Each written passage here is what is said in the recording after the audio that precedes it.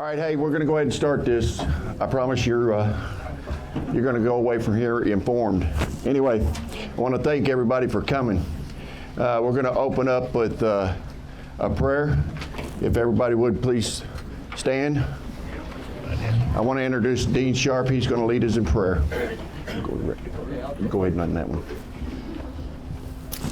Let's remove our hats and talk to God. Father God, we're thankful that we can gather tonight. We can be in your presence because you've promised that wherever 2 or 3 are gathered, and there's certainly more than that here tonight, that you're in our midst. We recognize in reading your word that there's times of joy and rejoicing. There's a time for everything according to Ecclesiastes, and there's a time to take up ourselves to stand against evil. Tonight, Father, we're part of your army, and we want to do just that. I pray that you'd give us courage, help us to find people if we don't have a moral compass.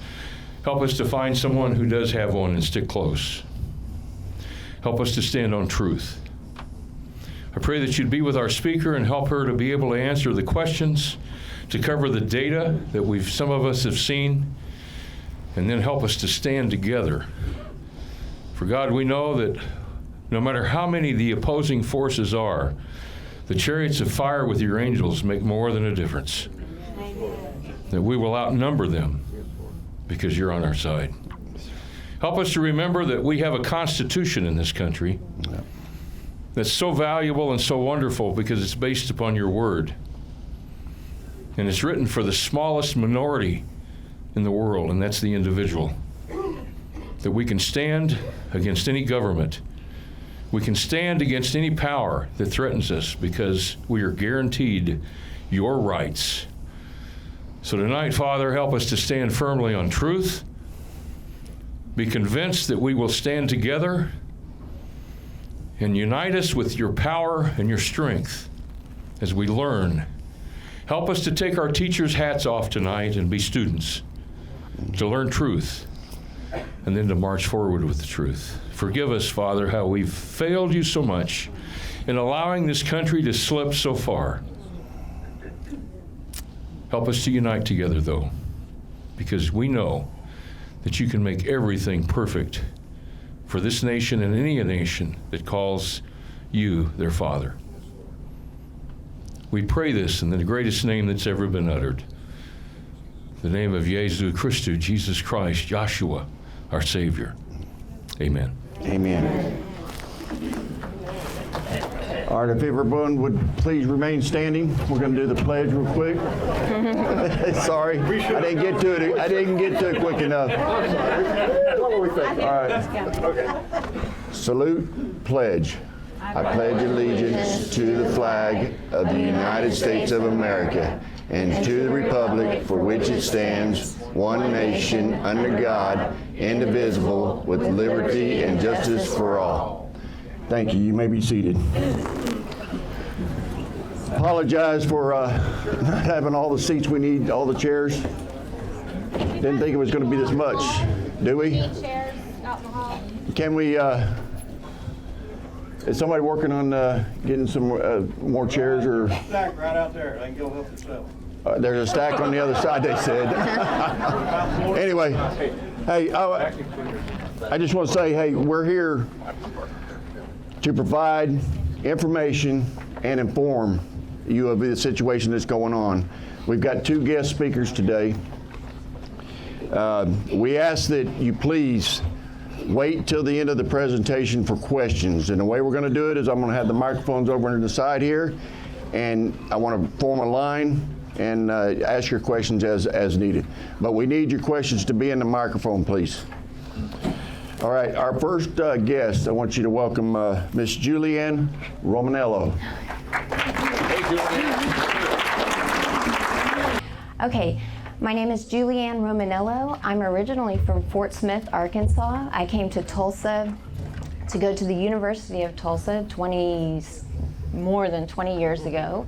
And now my husband, Tony, who's here with me tonight, and we live in Tulsa, and it's home.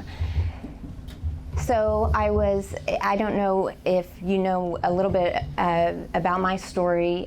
Sometimes it's published on flyers and things, but I was teaching at the University of Tulsa, and in 2019 there was a corporate takeover. It was really a George Kaiser takeover of the University of Tulsa. And it was going to destroy the tradition of that university, and it was really going to disrupt the students' lives. And so I started looking into why on earth this would have happened.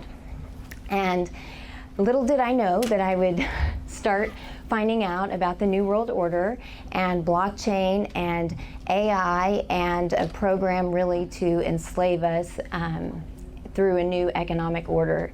So that's just a little bit of how I came to be doing what I'm doing. We're really in a mess, and it's because it is a very complicated mess. So what I'd like to do tonight is, using the Rogers County Comprehensive Plan, I'd like to demonstrate to you what is happening in Rogers County. It's happening in the state of Oklahoma. It's happening everywhere in our nation, and really it's a global program. So I wanted to use this local plan and give you the background for it so that you have the information that you need to pressure legislators to educate fellow citizens, law enforcement, prepare your children, and hopefully we can find a way to defend our Constitution and the rule of law, so that we can all beat the robots. So I'll try. I have my slides. If you've ever seen a talk that I've given, I have way too much information on the slides, and you're not going to be able to read all of it. Let me see where my clicker is. But I will make these available. There will be a video that's made tonight. It will have all the slides on it, and I'll make an electronic copy available to anyone who wants it. So, can we, I don't know if it's possible to turn the lights down so we can see the screen a little bit better. We can try it. Does that help? Oh, we probably don't want total dark, but I don't know. There we go. Okay. So I'm going to speed through things pretty quickly, or I'll try to, and we can save, questions for later and elaborate the points that maybe I've rushed over too much. But just in general, what we're going to talk about is the global context of comprehensive planning. So the Rogers County Comprehensive Plan is about 112 pages. It was developed by fancy consultants. Two groups, Place Strategies and Velocity. If you go look at their websites, they're totally enveloped in the New World Order. So there's definitely a global context to your county comprehensive plan. Each of the cities that you live in also have a comprehensive plan. And like I said, I'm from Tulsa, and ours is really a whopper. It's 500 pages of New World Order garbage. So we'll talk about that. We'll look at the background of the global context, and that is the NIEO, that is New International Economic Order, and the 4IR, which is the Fourth Industrial Revolution. And these two together are a program to measure and manage and then monetize all aspects of human life. So we'll go over that. Then we'll turn to the Rogers County Plan, and we'll look at its core values. Now, those are, they're just sustainable development stated in another form. So the UN's NIEO is sustainable development, and your Rogers County Plan is sustainable development. Then we'll look at how it's going to be implemented.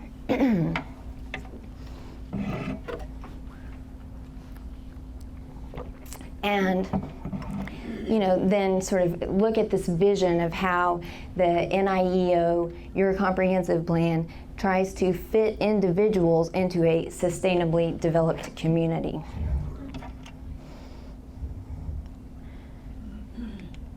Okay, so we'll start by looking at some of the background. This is the United Nations New Urban Agenda. You might think that it doesn't apply to rural areas. Let me tell you it does. I'm going to try to prove that to you in just a few minutes. But this was just the resolution from the General Assembly that establishes the new urban agenda and the UN Habitat Program. So here we go. Sorry, I'm just learning how to use this. The new urban agenda represents a shared vision for a better and more sustainable future. Shared vision. All over your comprehensive plan it says unified vision, community vision, common good. All of this language is a key so that they being the developers or the resetters, the social engineers, whatever you want to call them, they sort of, I think, signal to each other that this is one of their plans. And it also fools many of us because pursuing the common good does sound beneficial, right? But if you follow these buzzwords, you will always be able to identify any New World Order plan. So a shared vision, community vision, that's all part of it. If well planned and well managed, urbanization can be a powerful tool for sustainable development for both developing and developed countries. So that's what they're going to bring here. And frequently in the UN documents, they look at Eastern nations, they look at Africa, the global South, and what they plan to do here, and especially in rural areas, is impose the kind of development that has been imposed in these developing nations. So if you want to know what's coming here, just look at Africa. Okay, so comprehensive plans are the means to implement the NIEO and 4IR at the local level.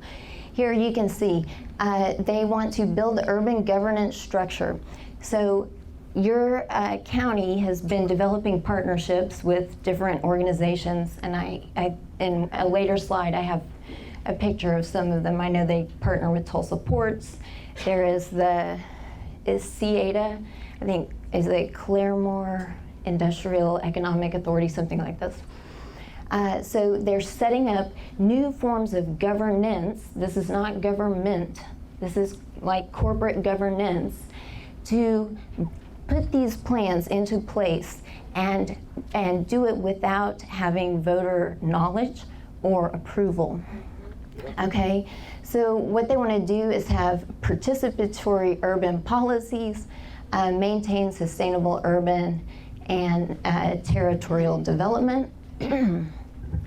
They want stronger coordination and cooperation among national, subnational, and local governments. So, you're going to see that at the national level and at the local level, all of the policies are going to be aligned. Okay, because they're all using the same template, and that comes from this new urban agenda. So,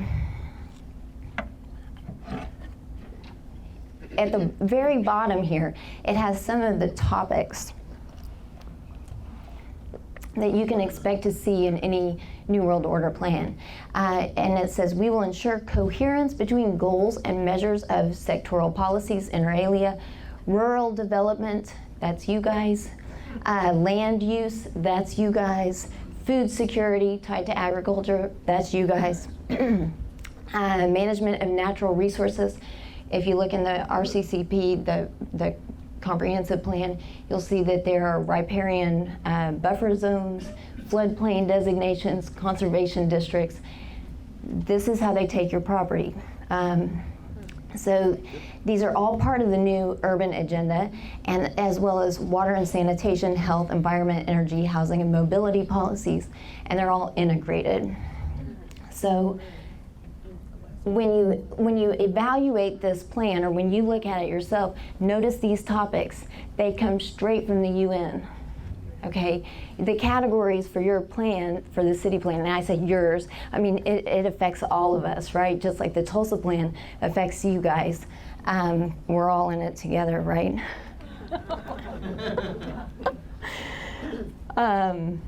Here we go. Sorry, I have like 5 things that I'm trying to juggle here, and I'm not very good at it. So just look at those topics. Remember, land use, mobility, transportation, natural resources. It all gets you to this new international economic order. So the new urban agenda is a program that is designed to make it, to bring about the new international economic order. So probably it looks like this is a pretty savvy crowd. So you probably know that in 1974, the UN General Assembly passed a resolution that was a declaration on the establishment of a new international economic order. And it's a plan of action, and it is a totalitarian plan. It was reiterated several times. And I have here 1992, that's Agenda 21. You know, for a long time, I thought that that was just an urban myth. Now, I think, oh, wow, it's really here. They're serious. They've been serious. Yes, they're doing it, absolutely. And in 2015, they established the 2030 Agenda, which is basically just a re-articulation of the 1974 program, the 1992 program, but it's the one that contains the 17 Sustainable Development Goals. Okay, so, and those are very important to the new international economic order because those establish the metrics against which our resetters are going to measure and manage growth. Okay, so the NIEO is about measuring and managing resources, economic growth, environmental protection, and social cohesion. How many of you have heard of ESG?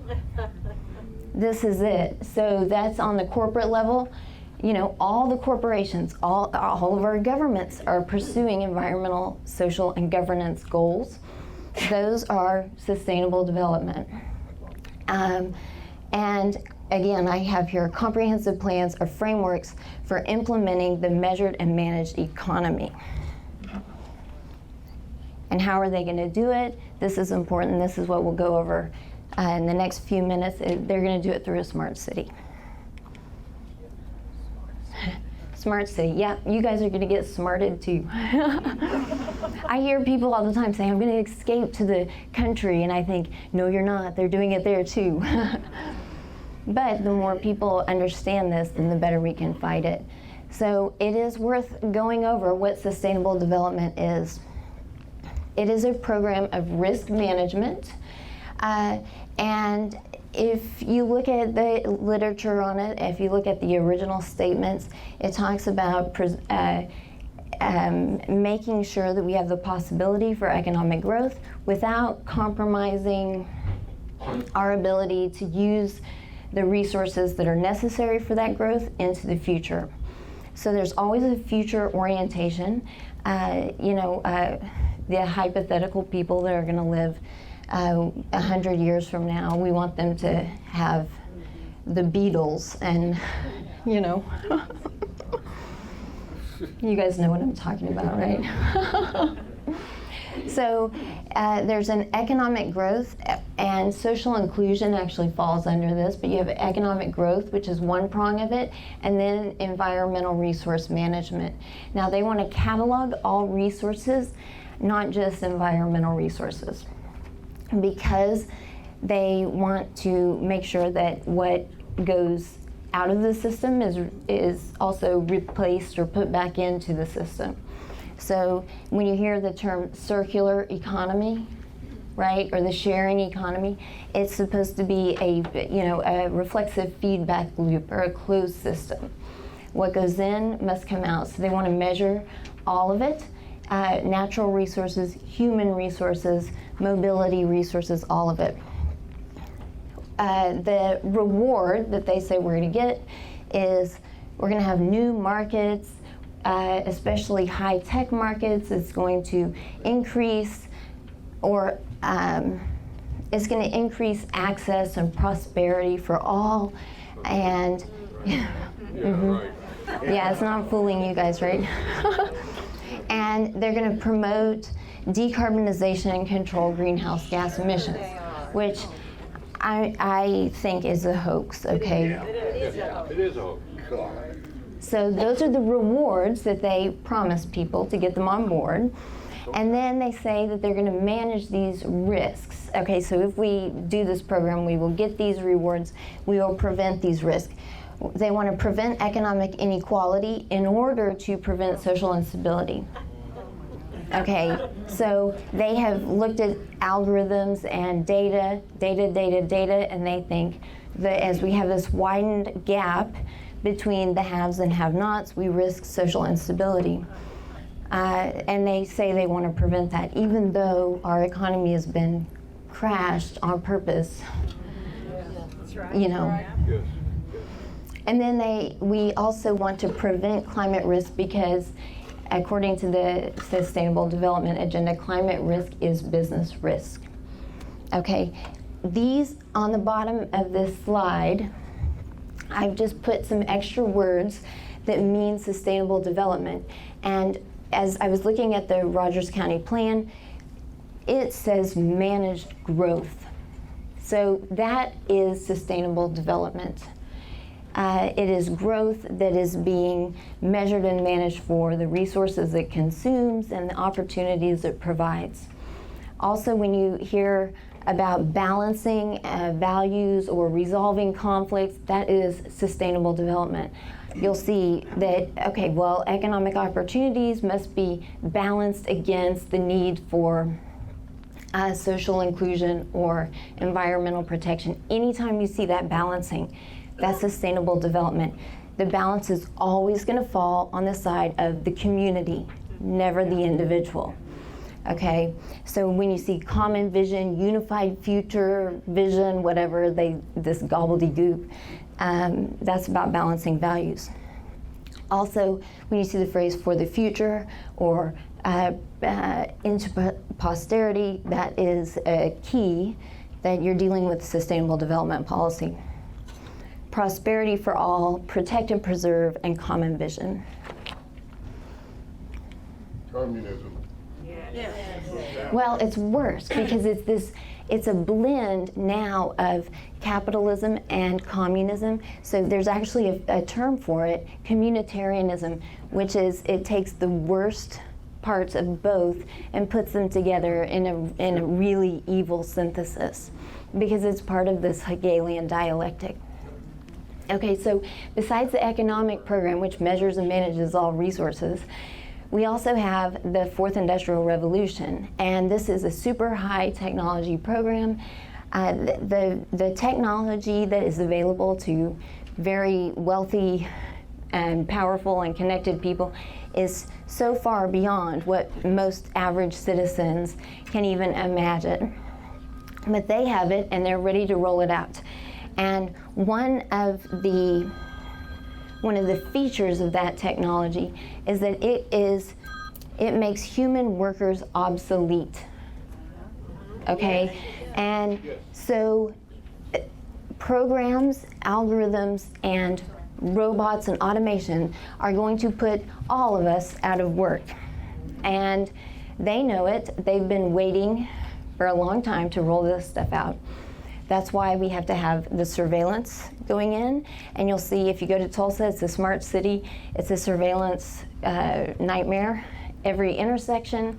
You can see in the past 2 years, all of our major interstate interchanges, you've seen all of these, we call them spy towers in my minivan. There's a spy tower, there's a spy tower. You can see them all go up. That is to control the population when we are all out of work and we don't have enough money and we're frustrated. Okay, so they've already got the grid in place to measure, manage, and then monetize us. But this technology is about gathering tons of data through the Internet of Things, which are, as we'll see, connected sensors everywhere. It's going to lead to massive unemployment. your chambers of commerce are all courting 4IR companies. Oklahoma as a state is courting 4IR companies. This is aerospace, it's cyber, biomedical, you know, it's stuff out of sci-fi. And our state is bringing them here to put us out of work. It will lead to globally aligned smart cities and impact investing in markets. Whoops, this one needs to change. There we go. Okay, so if we just look at transport, remember the New Urban Agenda talked about mobility and transport. And if you look, all the smart city plans are rolling out through the U.S. Department of Transportation and through different mobility plans at the city level, state level, so ODOT. They are working with the U.S. Department of Transportation to ensure that all of our mobility is measured and managed. Cashless tolls, right, beltways, you know, just the way that they're making decisions about where roads should go and what roads should be maintained. It's all part of this. So transportation it's a really important sector in rolling out the smart city because it helps track the movement of everything, right? So if you look at, this is a 2021 Sustainable Transport, Sustainable Development Report published by the UN. It talks about all of the data that's gonna be collected by an intelligent transport system. So let me be very clear. They want to free you of your car. They want to tax you out of your car. They want to make it too expensive to park downtown or to park at your employer or anywhere else. They want you to ride the bus. Okay, and I think Americans, we're stubborn and we are not moving fast enough, so I'm just gonna, I love my car, most Americans do, so I'm gonna scare people by saying that they're gonna take your car. They will. Why? Well, they're rolling out new public transportation systems. Really, they would be happy for you to hop on one of their automated vehicles, and you know, the canoe plant and all of the electric vehicle infrastructure, you know, all of those electric vehicles are going to go driverless. I mean, Tulsa's Smart City Plan in 2016 talks about the driverless vehicles. So they are doing it, and what Tulsa does is going to affect the entire region because it is a regional plan. Oklahoma City is even worse. They are a cognitive city. But you can see here, the New Urban Agenda calls for just, safe, healthy, accessible, affordable, resilient, and sustainable cities and human settlements to foster prosperity and quality of life for all.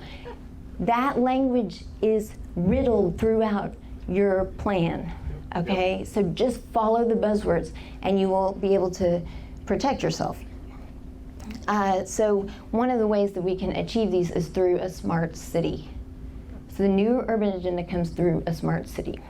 And you can see I have in green, measure, manage. This is, you know, just, you know, I like to prove things to people.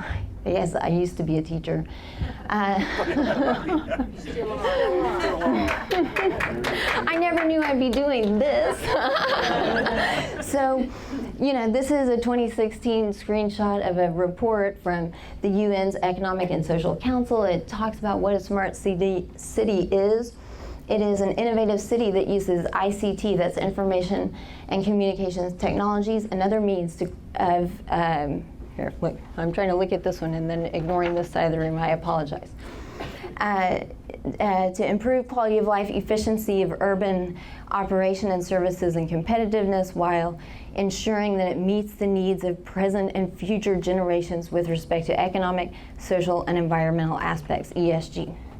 And it does it through smart infrastructure. Your Rogers City plan, you're upgrading water and sanitation, and your mobility plans. So that's all going to be smart infrastructure. And, okay, this one. There we go. Okay, so the NIEO and 4IR work together to make smart cities possible and to draw on them What are they? A smart city uses ICT technology to improve operational efficiency, share information with the public, and provide a better quality of government service and citizen welfare. So again, you can see they all use the same language. It's not a conspiracy, it's happening. Some of the key features of a smart city are an infrastructure based around technology. You guys are doing the tech upgrades. Environmental initiatives. You got the floodplain, right? You've got the buffer zones. You've got purchasing of large land tracts for conservation. It's there. Effective and highly functional public transportation. They're working on it. Tulsa's getting it. Confident and progressive city plans. How many of you have one? Yes, you all do, especially Claremore, which is going to be the seat of the regional government. Yeah, I know you voted. Our governor? Someone needs to ask him. And then people who are able to live, work within the city using its resources. So basically, what your plan does, what the Rogers County plan does, is prioritizes high density economic development in the town centers. And it wants to move you all in to these compact developed areas that make the most use of land and resources and infrastructure so as not to waste anything and really to better control you through surveillance. Okay, and it's the same thing as what Tulsa is doing, it's just on a smaller scale. And in order to speed it up, I always think I'm going to be speedy and then I'm not.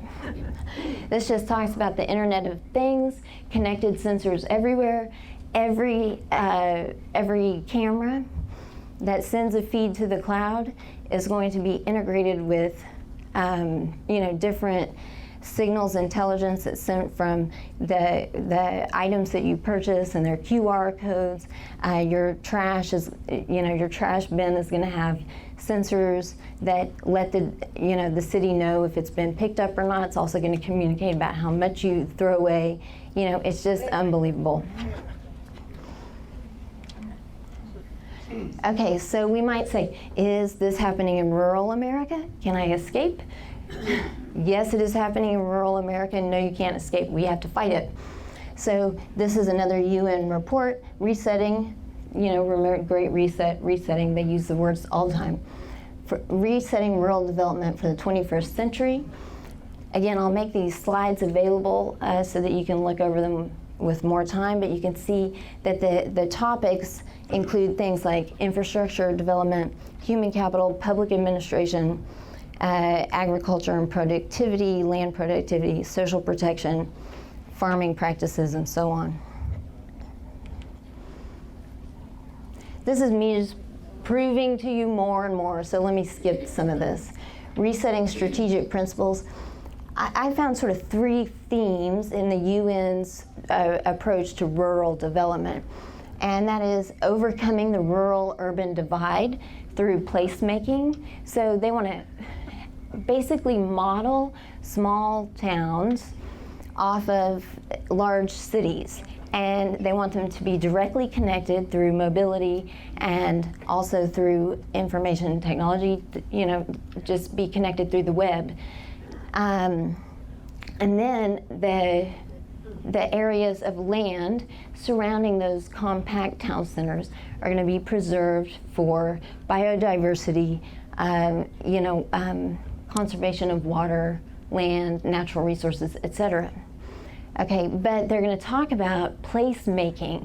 This is a nice term that everybody likes because they talk about the rural character or rural feel or traditional feel of a place. So the Rogers County Comprehensive Plan says we need to balance the need for economic growth with the need to protect the rural feel of our cities and towns.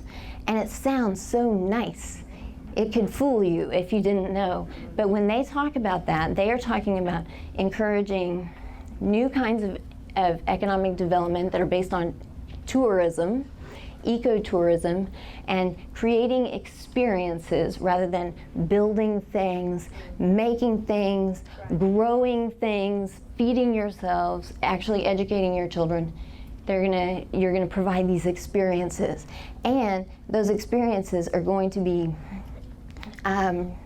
sort of governed or dictated by let's say a place-making board that gives you the strategy, and it's going to follow these universal principles of design. So when they renovate the blue whale, it's going to have all of these different amenities. Wayfinding, your plan, I feel like I'm being accusatory, and I don't mean it like that at all, but the Rogers County plan, it's got all of these requirements for gateway entrances to cities. Tulsa plan has it for the districts, the neighborhoods. These are the 15-minute city districts. They want you to form these identities so you have this common vision and close-knit community, but it's actually really sort of your own little prison. And they tell you what the identity is, but that's what they're doing when they say placemaking. And we want to increase quality of life for all by giving you these wonderful experiences. These are experiences that are made by consultants, not Oklahomans. Also environmental protection, sustainable development, and then digital transformation. So here are the rural reset. I have, the SDGs are mapped out here. I tell you, these are the ones that I think are really important for the Rogers County plan. There, I picked like 8, and then I have the areas in gray that these affect, or the buzzwords that are used. So, for example, goal number 3, ensure healthy lives and promote well-being for all at all ages.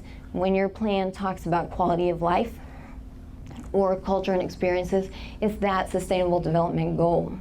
And the way the new economy works is that capital investments are going to follow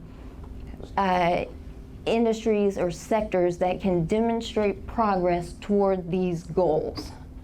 So that's why you need all the data collected from the surveillance, is because this is how they're going to, the financialized economy is going to put money into places that are pursuing these goals and can prove them through the surveillance grid. Yeah, it's really twisted. Okay, so here is, before the RCCP was put forth, there was a State of the County report. Again, it was developed by these consultants, Place Strategies and Velocity.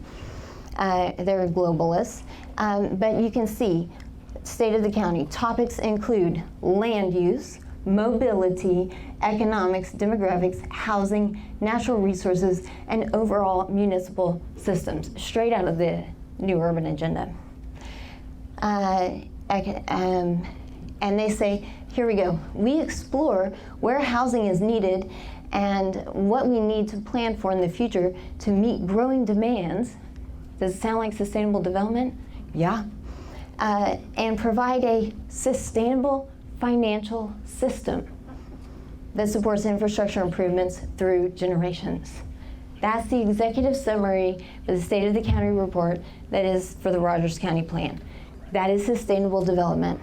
And you can see, oh, here's your city of Catoosa. Oh, am I at 30 minutes? Okay. I was going to try to finish in 30, but it's going to be a few more. So plus I just feel like getting fired up. Your plan.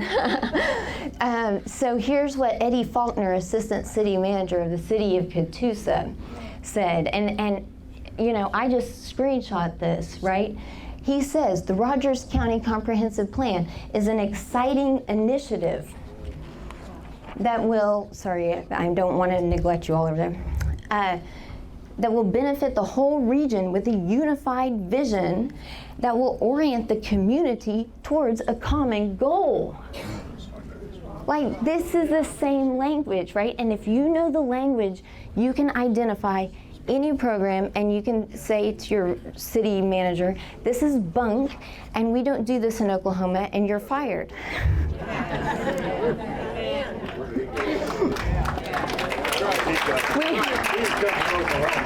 And then once you guys do it, help us in Tulsa do it, please. You should have fired that mayor a long time ago. Oh, we're trying. So, and then just, to sort of keep proving this to you, in that same report, the State of the County report, we read, and you see like basically a UN recycling logo over here. They use the same branding everywhere. And in the RCCP, it talks about branding. Those are the action items. It says you need to create a brand. Marketing, everyone's got to follow these principles. Okay, so creativity, lost. Local character and experiences, gone. It's all consultants. Okay, but from that plan, it says a functional and sustainable community is a balanced community. The data and existing conditions are vitally important to understand. They want the data in order to craft our future through appropriate planning and long-term thinking. It's the same language, right? And that's here in Rogers County. So what are they going to do? Infrastructure investment, private development. That's public-private partnerships are a huge part of this. That's how they privatize government so that it is not accountable to the people.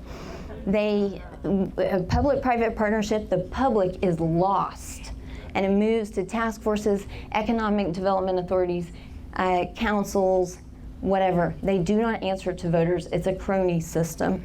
Sort of like the EPA. Yes. And then they want to demonstrate and reward excellence in collaborative projects. That's your new international economic order that puts capital investments into places that can show progress toward the SDGs, right there. So here is a slide from the RCCP, and it talks about the core values of the community. It says, I have in green, for Rogers County, there's potential to meet the needs of this economic prosperity while maintaining the long-term protection of the rural environment. It's sustainable development. It goes on, managed growth allows for a harmonious blend of these two competing goals, right? I could not make this stuff up. And it goes on, so then these are different sections. So the 1, 2, 3, for each town, which is an experience region, you have these 3 goals: environmental, economic, and cultural. And if you look at those, I'll share my file where I've highlighted, and I tried to color code it, all of the New World Order language. But for every little plan for what they want to do in the experience regions, they have these economic, environmental, and cultural dimensions, and that is sustainable development. Oh, they said, they have, in your plan, it says, it has all these little conversation bubbles, and it says, here's what we heard from the members of the community. And one of the things is, food trucks in the core somewhere to start getting more options for eating. Like, do you think that was a plant or what? Yes, they ask people to comment who will say things that just repeat the jargon. Food trucks, goodness. Okay, so again, sustainable development. I just took some sections from land use. And it talks about managing growth. I can't read my own slides here. Using those zones more effectively for preserving flow within the region provides environmental benefits as well as quality of life and economic development benefits. They're talking about all your waterways. These are going to be heavily, heavily regulated. And what the New World Order scheme does to land use is it's moving us toward a rental or subscription-based economy. So you've heard you'll own nothing and be happy. Yeah. Well, you'll get a license to use it, and so they are absolutely serious about a land value tax. And if someone's a good researcher and you're active in this county, you need to form a team to watch out for this land value tax and cadastre. I'm not sure if that's how you pronounce it, but it's a land registry. And what they are trying to do is tax the real value of your land, which is not the market value. It's the value that is consistent with the development goals, the 17 goals. So look at land value capture. They're doing it in Tulsa, they're doing it here. It is a way to sort of create value out of nothing. It's really like an Enron scheme, but it's going to have the effect of increasing the tax burden on property owners who have property in these desirable areas so that they have to sell. Okay, so I'll just show you, you can see that I've got the evidence here, for different things. Like this is the county core, this is Claremore, and we have all of this farm and ranch, accessing connectivity, promote bike lanes. It's all about bike lanes. Oh, yeah. That's because INCOG has a master plan. Here it is, Connected 2050 Tulsa Regional Transportation Plan. You guys are part of it, we're part of it. It's all about taking your car and equity, connectivity, livability, public health. So you can find it, I use Google. Here is the Tulsa Region Bike and Pedestrian Master Plan. All in the RCCP, bike lanes, walkability, trails. That's because you're not supposed to have a car, you're supposed to pedal to work. Okay, so what's it all about? It is about smart agriculture, smart building, e-government, smart police. Tell your law enforcement that they will be replaced by robots. That is actually the goal. Connected private transportation, smart logistics, and so on. Comprehensive plans or frameworks for implementing this. So this I've already gone over. Data, smart cities, massive unemployment, densification, value streams. We can talk about this in discussion, but this is the new vision for your county. Targeted industries to promote the 4IR, migration surges. When we go to CBDC, central banking digital currency, that'll be credits at the company store. And here are my top 10 buzzwords. I've got to make another 10 for the rural. But if you know these 10, you will be able to figure out any program. And when I share the slides, if you want to access those, you'll have a host of others. So thank you very much for coming out and caring about our country, and I'll turn it over to Angel.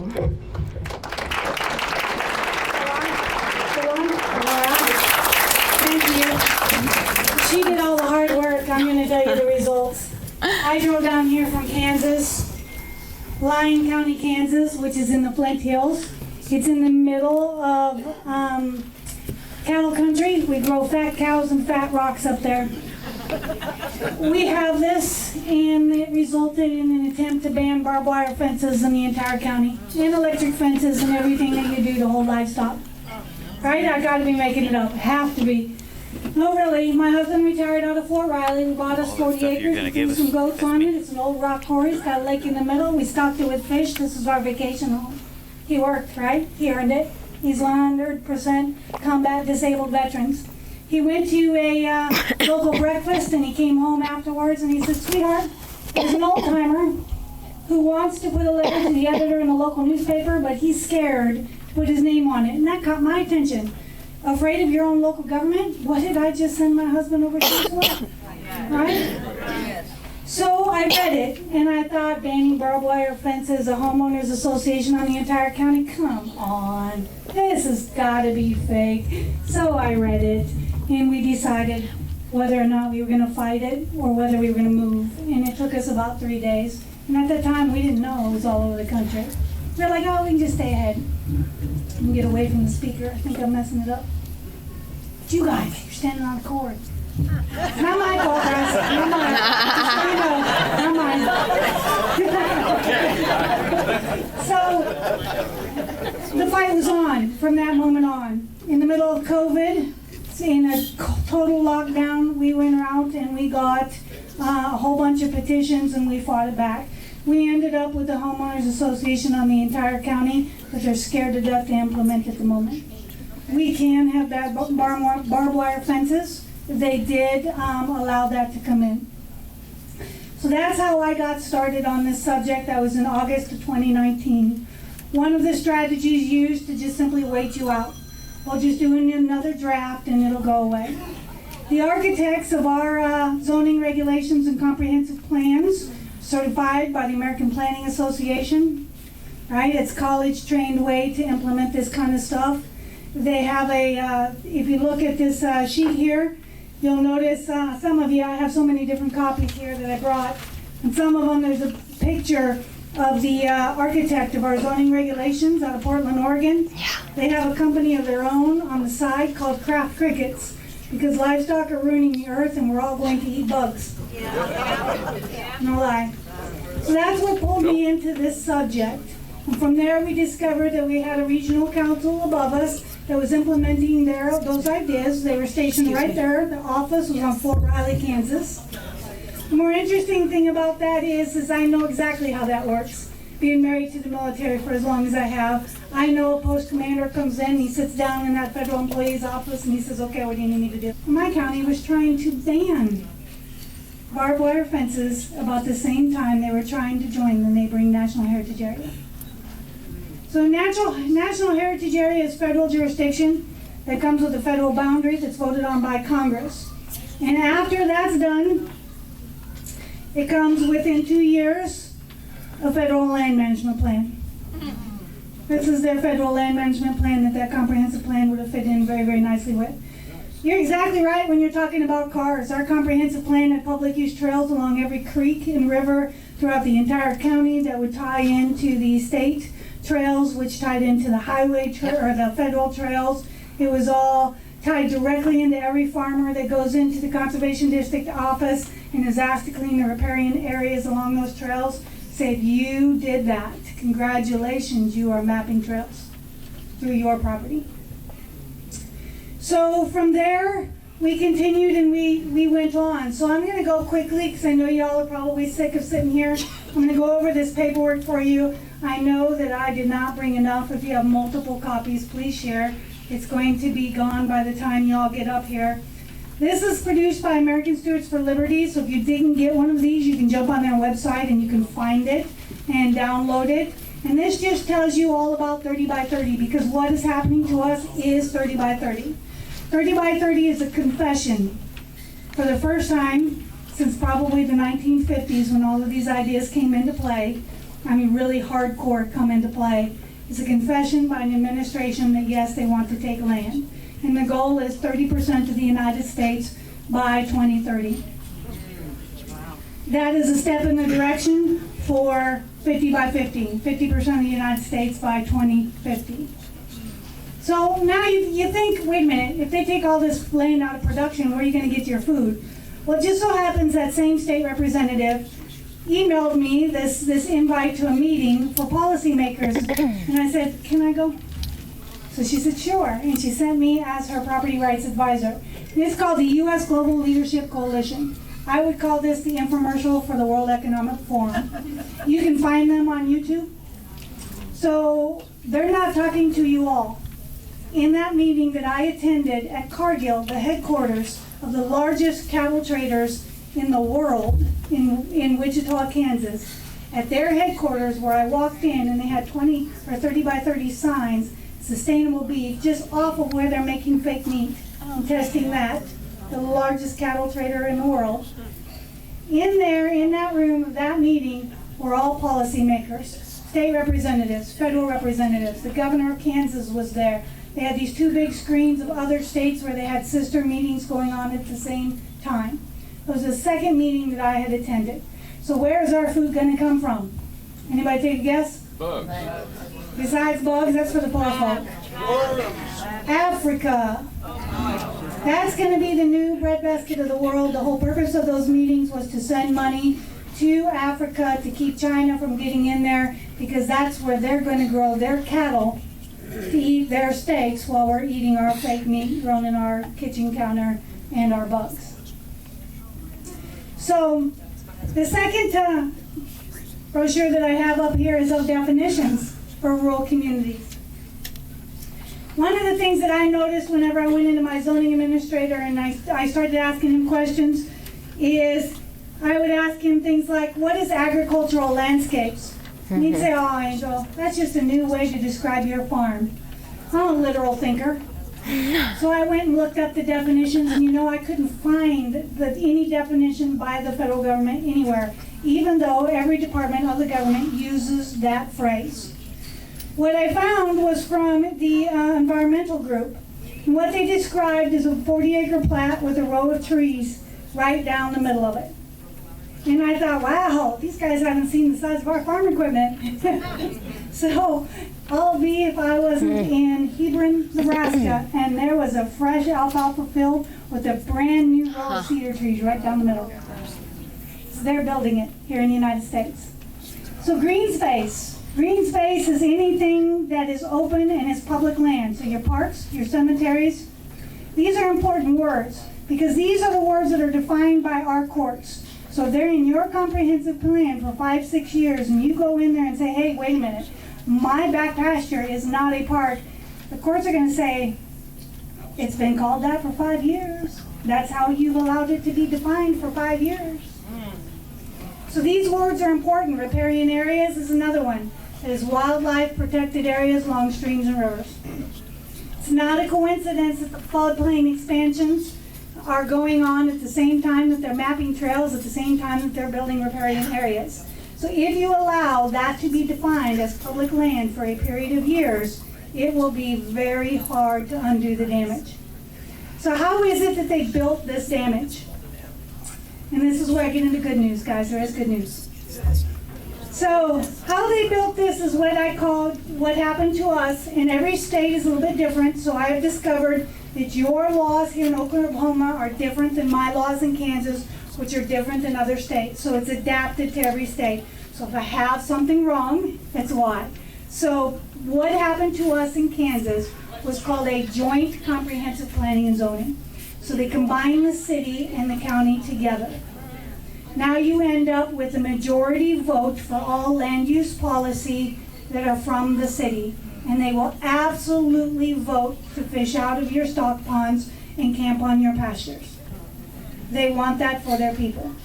Once that's locked in, it's really hard to undo. That's why we still in Lyon County have a joint comprehensive planning and zoning regulations.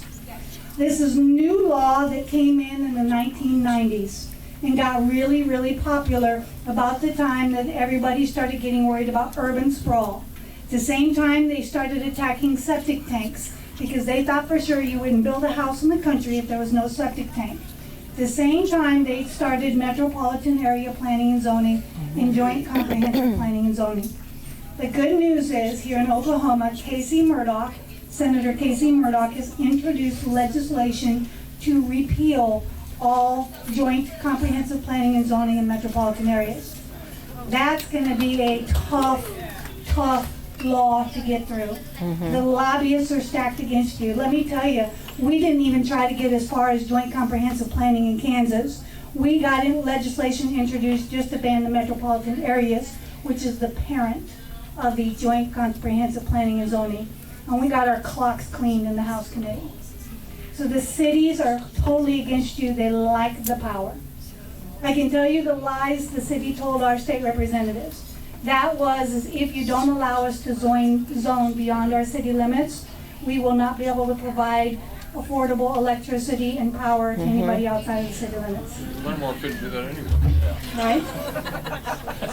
So that is one of the laws. The other thing is everybody should be local. Everything should be local. In other words, I have to go to the people that discriminate against me as a rural farmer, goat producer, and beg them to stop discriminating against me before the state will step in.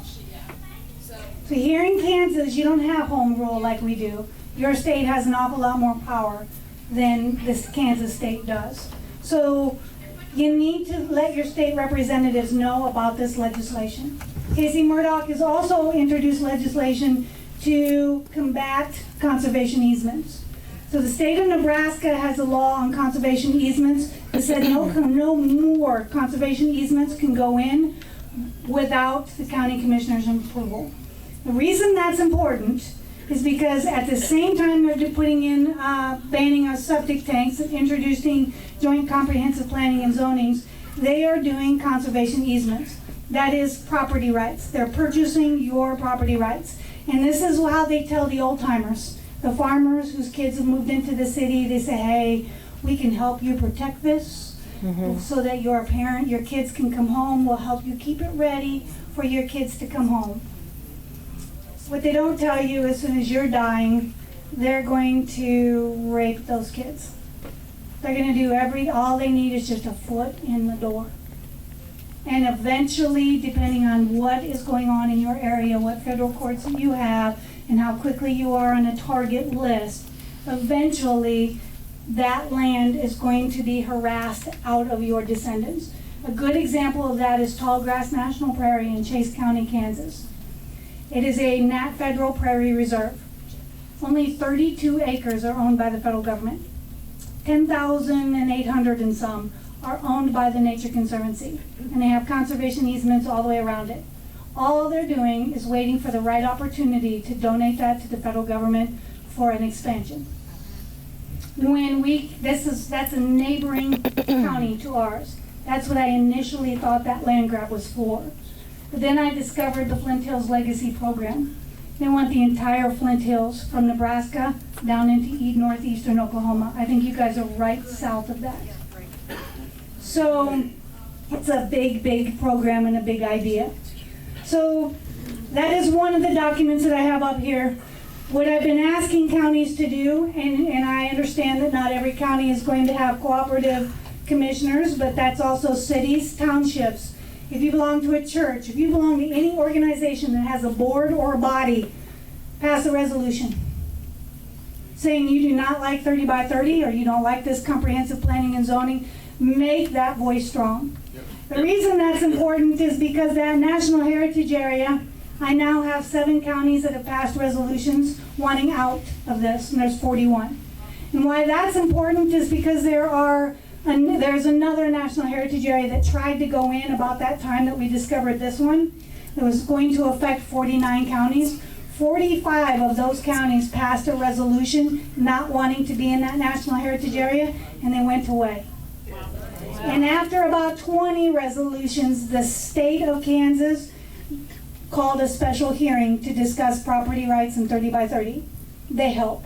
At a very minimum, a resolution is eyewitness testimony in a court of law on behalf of any landowner.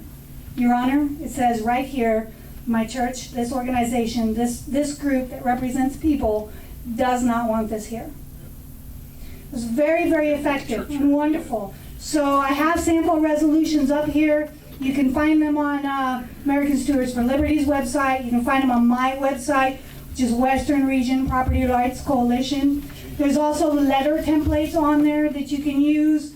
You don't have to use them. You don't have to make those resolutions exactly like we have on those templates. You adapt them for whatever the needs of your organization is and whatever you want to say in it. You can do that. They're powerful. They help. They work. So in addition to that legislation asking for the county to have a say as to whether or not another conservation easement to go in is important. That way when you run into a situation like Chase County that already has a big preserve in it, right? Every time you do a conservation easement, it affects the taxes, it affects development, it affects the schools, it has a rollover effect. And nobody knows how much money can be spent and how much money can be raised better than those county commissioners. So give the county commissioners the opportunity to say no more in this county. It would not affect any conservation easements that are already there. Only new ones. Hang on, let me get to the end and then I'll answer questions, okay? So Casey Murdoch has some other, has some other legislation. I'm not quite sure where they are in the state because y'all's websites are a little bit different than mine and I'm a little bit old in my technological abilities. But there is legislation on 30 by 30. There's also discussion of legislation on national heritage areas and national trails. You have a national trail designation targeted for your state. I'm not sure if you're aware of that. So what I've been asking and what the state would like to do is to allow a vote on that. So before a national heritage area can come in or a national trail can come in, the state legislature should have the right to vote on whether or not they want it.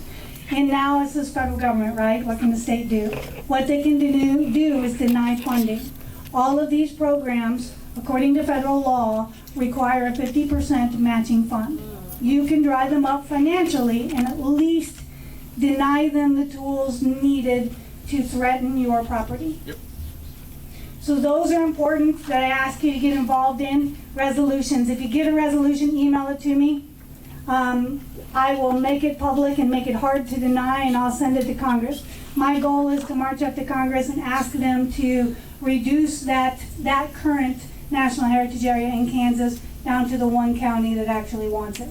Leave everybody else alone. Yes. So that makes my voice a little bit stronger. So I have some maps here, just to put this all in perspective. I take this around, it says visuals, because I'm not technology advanced here, so I'm gonna do the old-fashioned cardboard here. So this first map here is of conservation easements. Now, this is an interactive map, so I'm gonna leave this sitting up so that if you want to take a picture of it, you can, because you can scroll all the way down into your neighborhood. So all that dark blue there, that is conservation easements. So you'll notice where they're gathering, right? Around rivers and current federal land. Yep. That is to grow it. Yep. So that's important. Yes. I'm gonna set this, I'll give it to you, darling, thank you. Maybe can we put it over here? So this next one here is a big fold one. This is CRP. Does everybody here know what CRP is? CRP stands for Conservation Reserve Program. This is where farmers are paid not to farm. Now here's the thing, this is outdated. That says 22 million acres. It's actually 23 million acres now. Every green dot there is 1,000 acres. So how this works is can be summed up in a email that got forwarded to me to Nebraska farmers from the USDA. They were so proud at how many conservation or CRP land that they had that they've now made a wildlife corridor through this stretch here in western Nebraska, Kansas, Panhandle of Oklahoma, and into Texas. So what does that mean, a wildlife corridor? It means when you go to pull that land out of CRP and farm it, you're going to have a really hard time because there's just way too many endangered species running through there. Yeah. So that CRP, that is not an interactive map, but the website is on the top of it. They do put one out, I think, every 3 months, so you can keep track of that if you'd like to. On that particular website, you can scroll all the way down to how many acres are in CRP in your county. So this last map here, now remember, 30% of the land by 2030. This last map here is how much land is already owned by the federal government. Yes, please. Thank you. All that color is land owned by the federal government. All out west. All out west. Oh well, take a look at Oklahoma there. What do you think that means? If you look at the, jump on the website and you look at it, I think that's Indian territory. It is. Yeah. So, and on that website, it is shared ownership. That's how it's written on the website. So that's also an interactive map. You can scroll all the way down into your neighborhood. Can you tilt it and let these guys over here catch it too? Hold it up higher. Hold it up higher, there you go. Wow. So that is more than 30% of the United States, right? So where does 30 by 30 come from and how are they getting it? The answer is burning up out in California and Oregon. That's right. Yep. That's wilderness areas. So there's another organization called Blue Ribbon Coalition that I got to interview the director for an article for Protect the Harvest. And I got to talking to him, and he said, you know, most of the laws used to close up this land went in about 1960s, got really strong in the 1980s. And since about 1987, they've started closing access to national lands. Everything from grazing to water. He told me down here on the coast to Mexico, they won't even let the border patrol in. They're closing it off completely. So you know how you go to that favorite camping ground and you notice everybody's there and it's no longer the space that it was when you were a kid? That's why.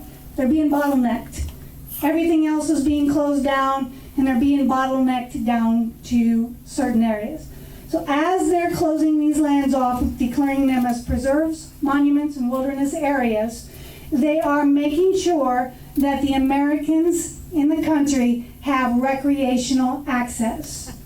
And the one person in the way for public recreational access is the private landowner.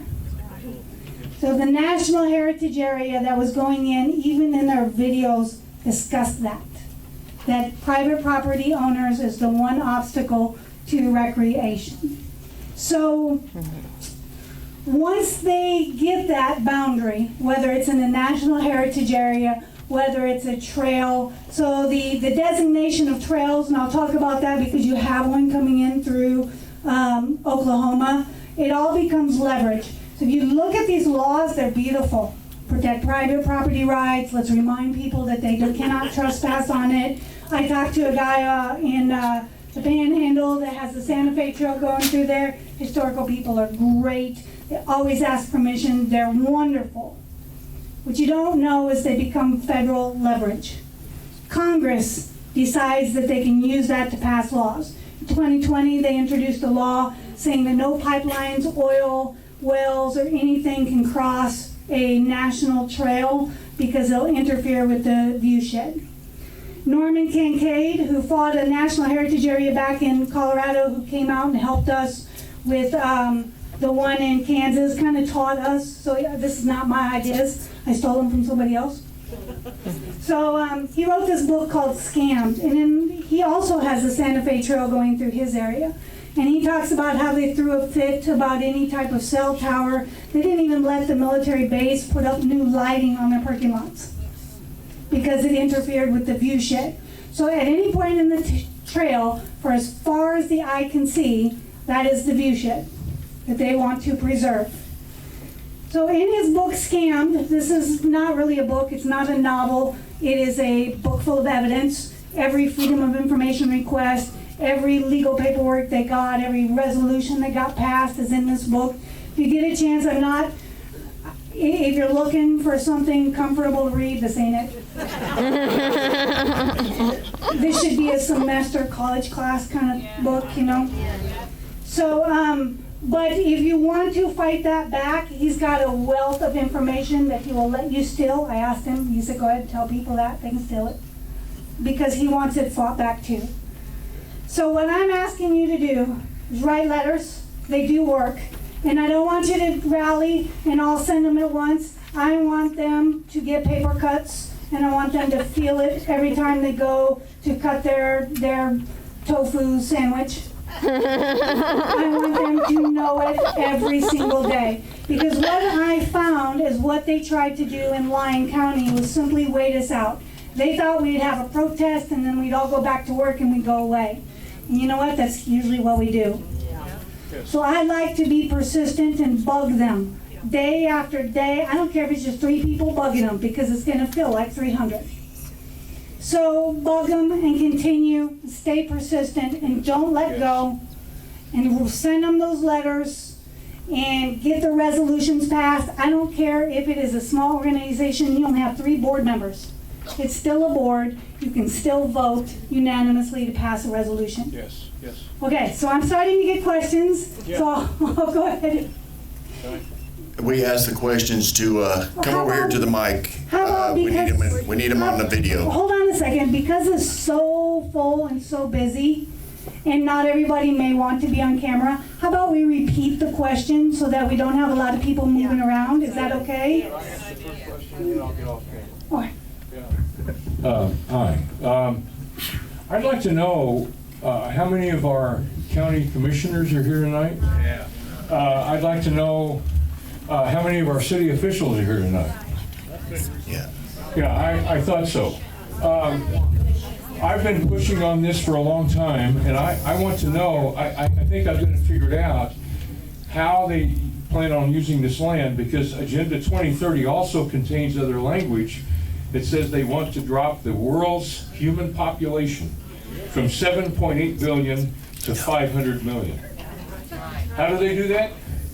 The COVID, which is better known as the Fauci-Obama Wuhan virus. They do it through stealing food, they'll do it through starvation, they'll do it any way they can to get their goal.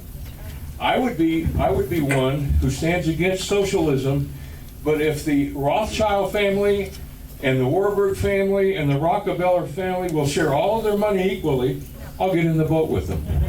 But I think we ought to write letters, don't you? Hey, all right. Yeah, go ahead. We've been trying to get us out of the United Nations. This is, the origin is from the UN, so we need to focus on that in Congress. And the state legislatures can do a resolution demanding that we get out of that place.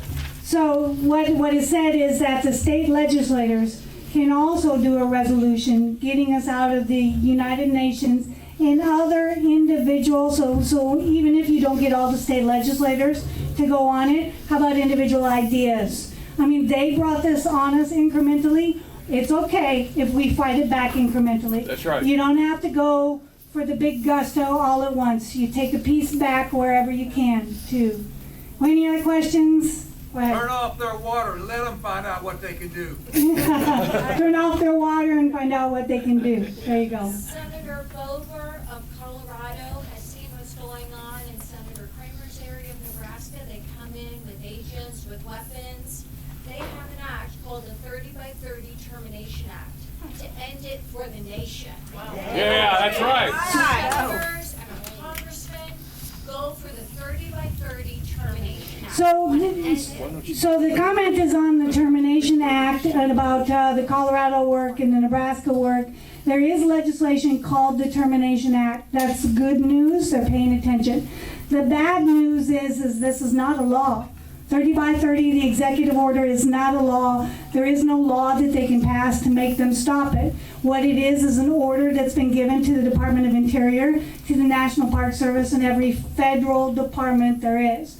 So unless Congress denies funding to all of those federal departments, I would not rely too much on Congress. It doesn't mean don't push on them. Absolutely push on them. But they can't, I don't have a lot of faith in that legislation, because the only way technically by the Constitution that they can stop it is to deny their funding. So you say it's not a law, is it policy? Because Correct, it is policy. It was an executive order, a confession, I would like to call it. So these policies have been passed by Congress since the 1960s. The funding for the trails is already there.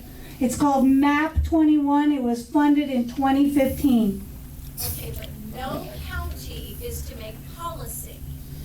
All policy is made out of state capitals or the Washington, D.C.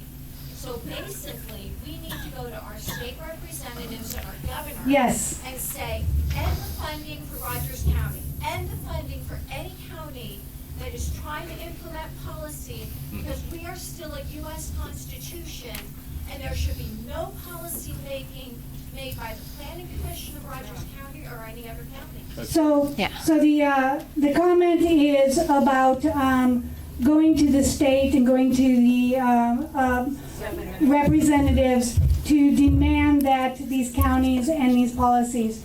So I would say all the above. One of the things that I've learned going from county to county, talking to these commissioners, is doing these public meetings. I got a little pushback, got a few death threats once in a while, but the lawyers came out when I started going to the county commissioners. Okay.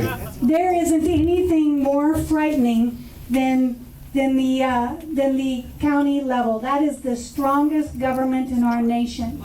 They are afraid of your local governing bodies, because together your voice is strong. So even your federal representatives even your federal representatives will march on and start pushing back a lot of that stuff. I want to say something real quick. I know she's saying contact your senators, your legislators, all your representatives. Guys, remember, they are our friends, our allies, all right? Don't bombard them with this. Yeah. It's better if we do it as a group. Yeah, don't be hateful. If you're going to do it, I'm not going to tell you don't do it. You know, you're your own person within. If you do it, be friendly about it. Don't be hateful, things of that nature. You actually bring up a very good point. One of the things that I learned in Lyon County is our commissioners, they own land too. There was no except for county commissioners in these regulations. They are the first victims. And these guys have been schooled since the 1960s, and they've been taught and they've been trained to come down to our states, to our local officials, and bamboozle them. Yes. So you're absolutely right. Do not talk to them with hate. Remind them that they are the gatekeepers. That's what I like to refer them to. Before I get to you, I'm going to let her. She's standing up over here. I just wanted to weigh in on this question because I think Angel is exactly right to point out that Congress is really not going to be much help to us. You know, they have passed the Build Back Better initiative, the infrastructure bill, which, you know, just the way that they're doing the conservation easements and taking land, it is the same process that they're installing the surveillance and the smart cities and the new economy, right? And it's coming from the Fed through these agencies, whether it's USDA or Department of Transportation.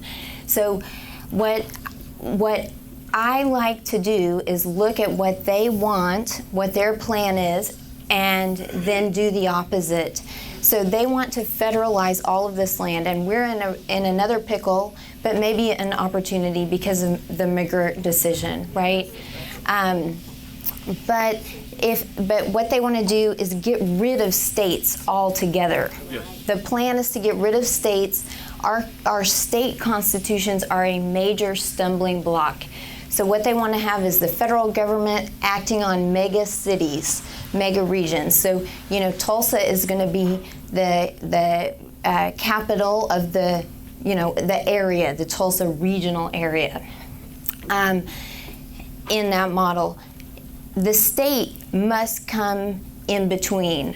And I think if we can organize as states, we get the folks from Kansas. I know there are people in Utah who are pushing back. There are people in Tennessee who are pushing back. But we as Oklahomans, we get people from Tulsa and from Oklahoma City, and we get the rural folks involved.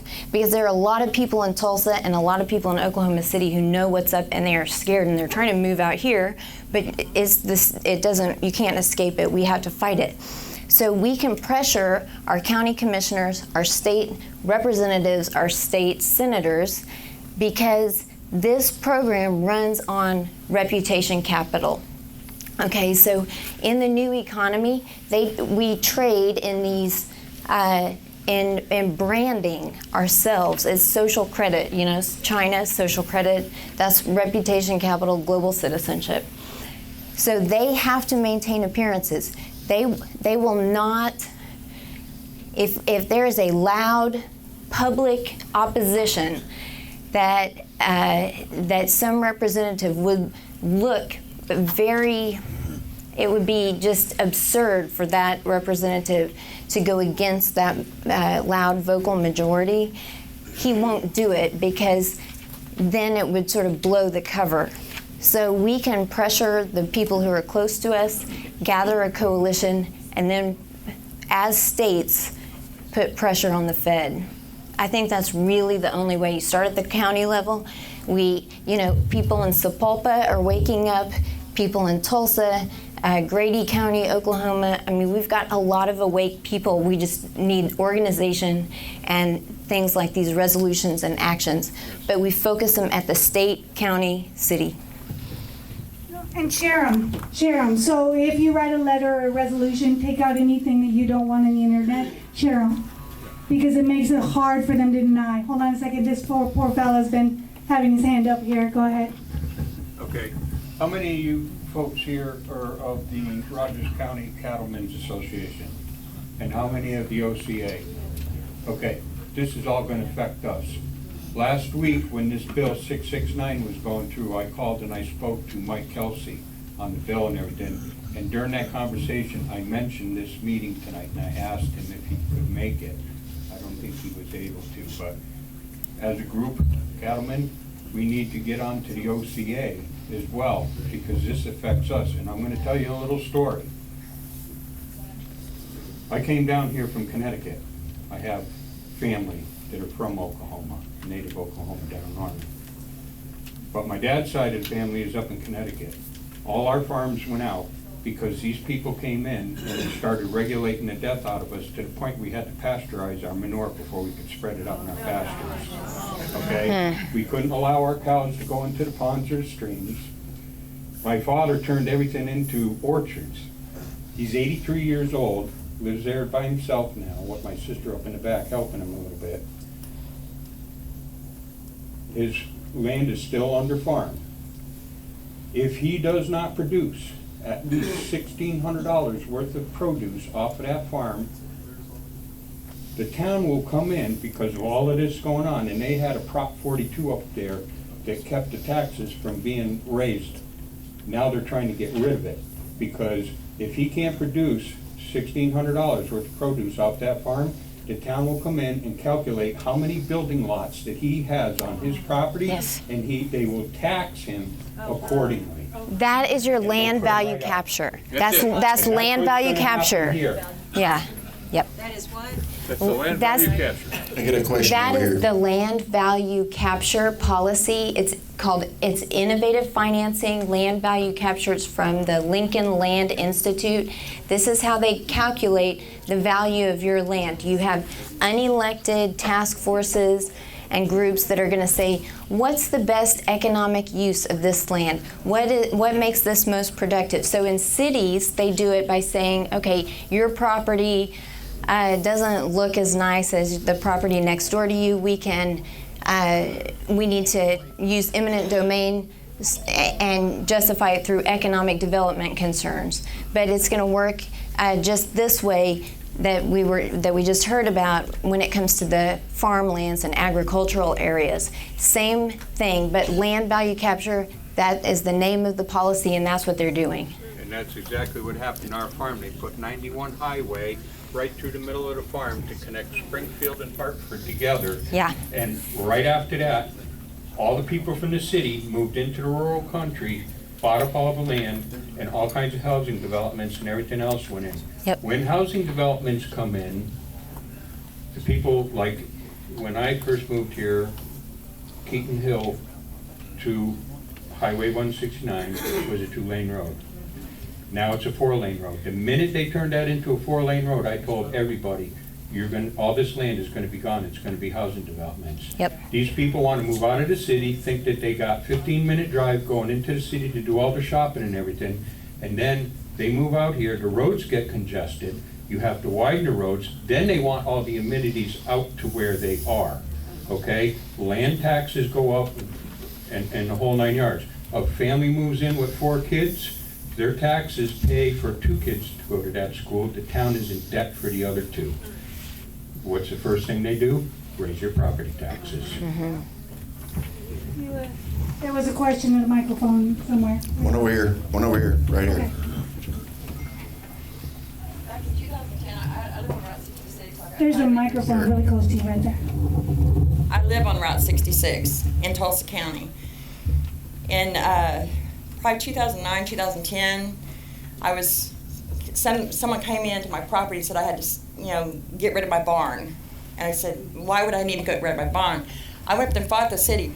Most people would have ducked their heads and tucked their tails and went on and sold the property. I fought it. And when I did the research, okay, I found out that all this started with Robert LaFortune, okay? Robert LaFortune is who did the blanket zoning, and that's what they did. It's a vision, and this is part of this agenda. And the blanket zoning, it's a vision that what they end up doing as far as, oh, we're gonna see this is what it's doing. Well, they said, well, you're zoned RS3. Well, RS3 is postage stamp lots. I had 5 acres, a little over 5 acres. And I'm like, and they said, you had to sell your horses. I'm like, no, I don't. And so I went up there and fought him. But although I had to pay $1,000 to INCOG, which is Indian Nations Council Government, to change my zoning, which was illegally done by a blanket zone. It's illegal, it's unconstitutional. You cannot do that, and that's how they're doing a lot of this. And it's the research I did, I know what they were trying to do. Then I had a guy next door try to flood me out. He started putting a deal up there, you know, he built his property up, and it made like a creek going right through my property. And so the thing of it is we've got to stand up to these people. Yeah. Yep. Yeah, I think to this point, I have a list of task forces. It's sort of a strategic plan. I wrote it a couple of years ago called Take Back Oklahoma. It probably needs to be updated, but it has a list of task forces, even though I've been criticizing those, that we as concerned citizens need to form. And one of the greatest needs that I see, and I talk to a lot of people who are involved in this kind of activism, is we need to get a group who really knows the ins and outs of the zoning policy and the administrative regulations that are really enslaving us while we don't even understand how they work. So I would say if you have an experience and you've gone through a process like this one, because it's all coming through zoning, it's in this plan that it comes through zoning, please be willing to join a small group, research group, that we can help educate people about what kinds of zoning tools they're using that are illegal, because many of us just don't have that, and we need it. So if you have that expertise, please talk to me and I'll help put you in touch with other people who have it. We're going to be putting out information at the end to where they can find all this information too. I will tell you also about last year they came in and decided they were going to rezone all these little lots that were like 2 acres or above AGR. And I don't know, and I sent Senator Dom a text message on his cell phone.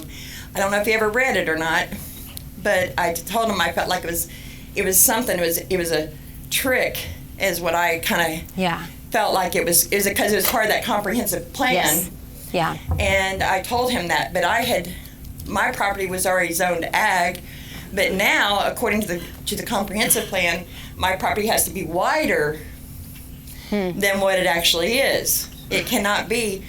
It has to have more frontage. Yeah. And see, that's where they're getting me at. And I went to a town hall meeting about it, and I asked the counselor, what about me? Yeah. I'm zoned ag. See, the thing is that's how they're doing it. And the other plan they're trying to do is the Route 66 designation, the historical designation. They're trying That's to do. a big one in trying Rochester. to do that. Yeah. And it's a land grab. Yes. They got a neon sign up. You might need to come this All way. that. So anyway. Yeah. Jillian, I just have a question for you, and I don't even know if you can answer it, but somebody alluded to it earlier. We've got this governor who's supposed to be a Christian and a conservative. Where is he in all of this?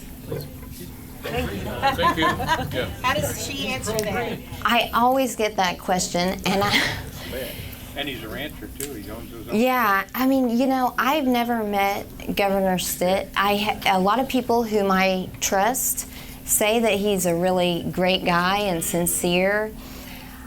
I think he's got ties to investment banking and I think it's real estate.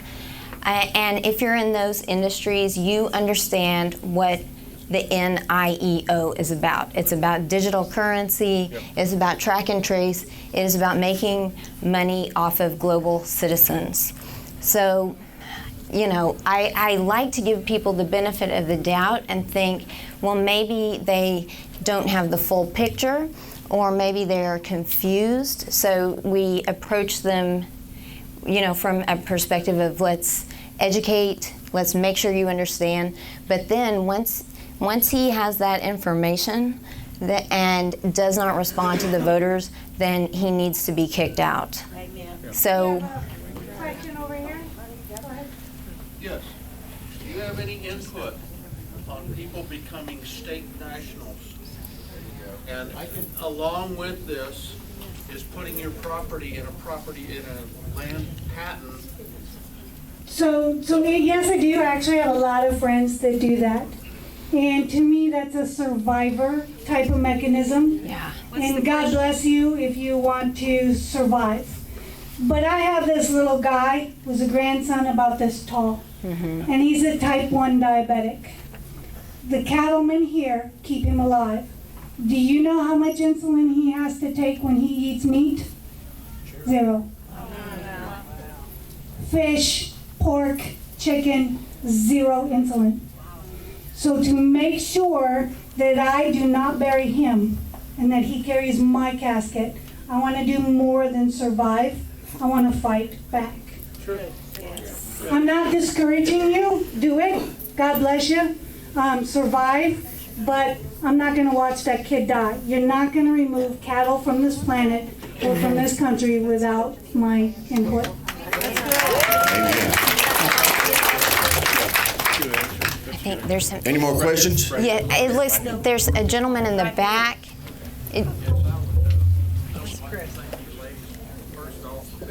Would you all pass this back? Wait a minute, Chris. Oh, Chris, here's the microphone. Here, hold on. I just want to know, can we all sign something? Get our names? But I appreciate your I think ladies being the here John and Birch presenting Society is this, taking because it. this has been going on for some time. The pigs are under the gate already. The county commission is slated to vote on this thing. This whole thing slated to vote on this in April. So instead of doing all this research and all this other wonderful stuff we're doing, you need to talk to your county commissioner and hammer the dog out of him. There you go.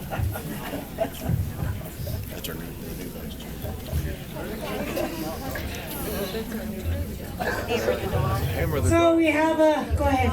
Can you yell it? So there is a very important election Nephilim this Hoochie. year.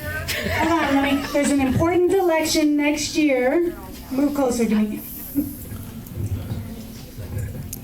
One reason why Claremore is a very important piece to this is because there's one ALEC rep in the state of Oklahoma, which stands for American Legislative Exchange Council, and our District 9 representative, which I'm not going to list a name, you can easily look it up, but he's on that board, which is part of what funds all of these.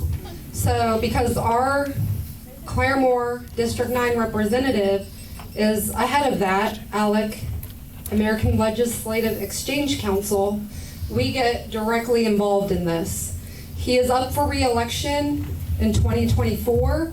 I would ask those of you who have money and can run, who are passionate about this. I don't have the money to run, but if one of us can beat him out, then we can protect some of this. Good. Question here. Now, I just want to make a statement. Just last year in my neighborhood, there was 100 acres came up for sale, and they wanted to build roads in it and put over 100 houses in it. And it was only a mile from Panther Creek, which flooded last week, and 100 houses, the rainfall off of the roofs and the extra roads would have been disastrous. We went through several meetings with the Planning Commission and then sent us to the commissioners, and probably 25 or 30 of us showed up at every meeting and gave them very valid reasons, including the roads wouldn't handle it. They voted against us every time. And the chairman of the Planning Commission is the Claremore Superintendent of School. Now, what business does he have on the Planning Commission? And I'm not very popular with any of them, and probably when it gets back, I'll be less popular. But only after a court procedure, we stopped it. Good for you. There's 10 very nice homes along the road, which occupies 30 acres of it. 50 acres of it was bought by another fella who I'm sure he's sitting back waiting. And then a goat farmer bought the rest of it. But the 10 homes there, we're just delighted with them. They're very upscale people, upscale homes, but the commissioners were in cahoots with the builders, not the people. So I want to capitalize on that and to go back to what he said back here. In Lyon County, I found out and read these regulations the week they were scheduled to pass it. We went into the commissioners' meeting the day they were scheduled to vote on it, and we talked them into not voting on it that day. So it can be done on that short of a notice with persistence. We went door to door in the middle of COVID lockdowns, and yep, we got yelled at a lot. But we did it. And I can tell you from experience, I relied heavily on Facebook and social media. Nobody showed up. I mailed out of $6,000 it cost me to mail something into every mailbox in the entire county. Most people tossed it because it looks like campaign. You know what got people to come? Ads in the newspaper. Whoa. It turns out, even though we all don't hold them credible, somebody somewhere sees that ad, cuts it out, takes it to the local coffee shop and goes, hey, have you seen this? We also posted flyers at every gas station, bulletin board, everything that we could. That's what made the biggest difference. So it isn't so much money spent, it's boots on the ground, but it can be done. And it was only like me and 2 or 3 other people that did all of the work. Most of the time it was me. So it can be done. I'm going to get this lady right here. She's been waiting patiently. I just want to say that it looks to me like the next step we need to do is go to the county commissioners meetings. That's the first thing we need to do. We need to we engage can talk about all this other stuff, but that's down the pike. That's coming up first, and I think we all need to show up. When is it? What? I have a question for you about the Chinese buying land in Oklahoma and how that falls under the development plan.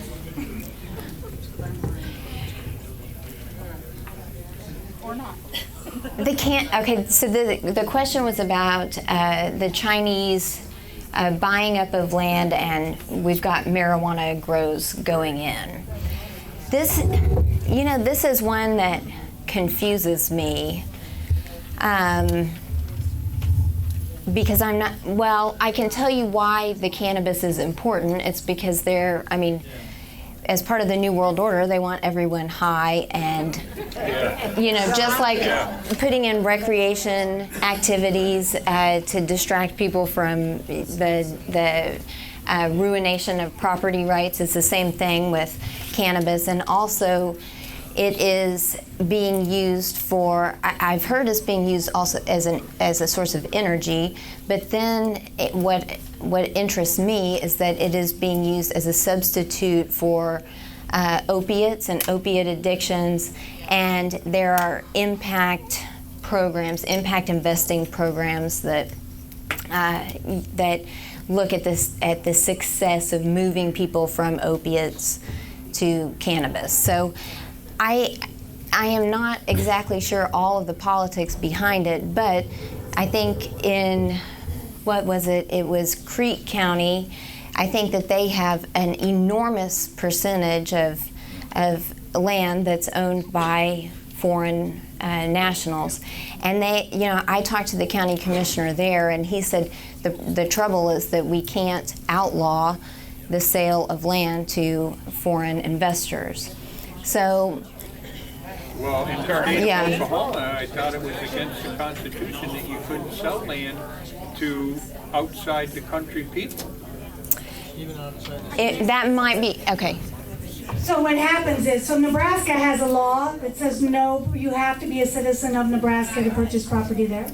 So what they're doing in these states that have these laws is they're simply going to an investor out of Omaha, Nebraska or Lincoln, Nebraska, and having the investment company buy the land. They just have money invested in the land. What is interesting is it rolls back to that ESG. So everybody talks about Bill Gates buying land. Do you know why? Because he can grow trees, and then his factories can pollute because he's growing trees, so his ESG points will still come down and make up for the pollution. Yeah. So the interesting story about foreign ownership, there is legislation in Kansas debating this right now. So I was stationed, my husband was stationed at Fort Hood, Texas at the time that drought hit. And a lot of cattle ranchers went bankrupt. And the reason wasn't because of that drought.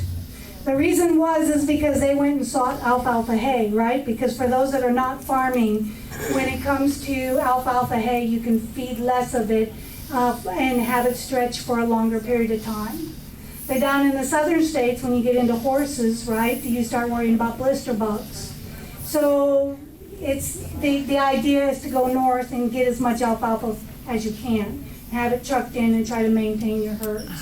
The problem is that the Pacific Northwest, most of those alfalfa fields are owned by Saudi Arabia. They load up, and what they don't own, they buy, they lease, they rent, they load up, and they send it to Saudi Arabia to feed their herds because they can't grow alfalfa in Saudi Arabia. So that made that alfalfa market skyrocket to bankrupt a whole bunch of Texas farmers. Now let's roll that back into history. We all know about the potato famine in Ireland, right? Yep. Did you know that potato is not the only crop that grew in Ireland? It is, however, the only crop that failed, and it was the only crop that was owned by the Irish. So imagine leaving the graveyard, having just buried your children because they died of a disease of starvation, and you're walking past your house, to your house, past the grain fields, and the cows crying, and the pigs squalling, because all of that land was owned by British nationals and shipped over to Britain. So it's a very big issue, and it's one of many issues. So how do you rein in those investment companies is the big question. It's not just the investment. I don't know if they're the ones doing it, but I just found out last week that it is a law in the state of Oklahoma that if you're not a U.S. citizen, you cannot own property here. But I found out the way they're doing it is through an LLC. And is that through the investment companies or how? I don't know. It's another loophole. Yeah, it's a loophole. I know there's legislation on the table right now about it. They're trying to stop that. Can you undo the mic, hand it to the lady?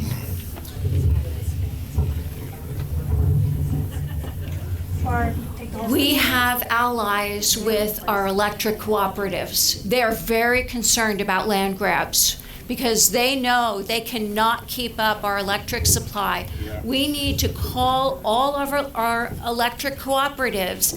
They have lobbyists, and they have the ear of our state. That's the only place where policy should be made is Oklahoma City, not these counties. I have experience with Governor Stitt in like an election, a school board election in Tulsa, that they weren't going to allow something, and he got on it and he changed things. He does care about justice. So I do think we have to write to Governor Stitt and say, policy should not be being made in the counties. It's to be made in Oklahoma City because we are a U.S. Constitution. Now, nextly, all these lands that are owned by the Chinese, our U.S. Constitution, according to Jaron Jackson, who ran for Senate here in Oklahoma, in this area, we can privatize it. We can be pirates. And we can say to the farmers, hey, did the Chinese come in as an LLC and offer you money? Tell us the name. You get to keep the property. They lose it. See, we have that in our U.S. Constitution, and we can take back all that land from the Chinese. Yeah, because the state right now, with all that land that they've abandoned, where they couldn't get their permits, the state doesn't know what to do it. And one of the head of the OCA for our county here mentioned that at one of our meetings. We asked her, they don't know what to do with this land. It's just vacant. It's sitting there. We need to privatize it. We need to be pirates, come in as the state and take it back. So the bringing up of the electric company, they're gonna have a board, ask them to pass a resolution. So it's still a voice. Okay. We've only got probably 5 more minutes. We need to start wrapping this up. I'll take 2 more questions and we'll wrap it up. I know she had one here. One over here too. Okay. I apologize. Hey, we can wait around till after, you know, you can talk to them or whatever. We just got to be out here by 9 o'clock. The institutions are a lot of the problem. I know the federal law states that the 5 years, if they can bring it in, but they wanted to allow the people going to their schools and their institutions to be able to try to make money on property. But what's happened is that property, especially around TU, is it's going from family to family. After their 5-year stay, they'll get someone in there else in 5 years. And that's what I researched. And so the institutions are a lot of the problem. Yeah, I mean, the educational institutions. Hang on, I'll bring you, let's let her do this and I'll bring you back the mic. The mic's over here. So, yeah, there is a few more pieces of paper. When she's done talking, I'll grow and scare up some more of that. So I'll let you answer and then I'll take the mic back to you. When we think that our county commissioners aren't going to listen, we needed a volunteer fire department in our area, and they told me it couldn't be done. I went from door to door. My asthma was so bad I used my breathing machine from door to door to door. And we had over 100 people in a meeting within 2 weeks. And we have our volunteer fire department. We harassed the hell out of that man.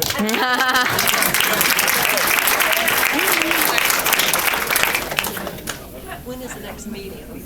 Commissioner, find out when the next commissioner is. I did that. Sorry, everyone. Does anyone know when the next commissioners meeting, county commissioners meeting is? Monday at 9? Where?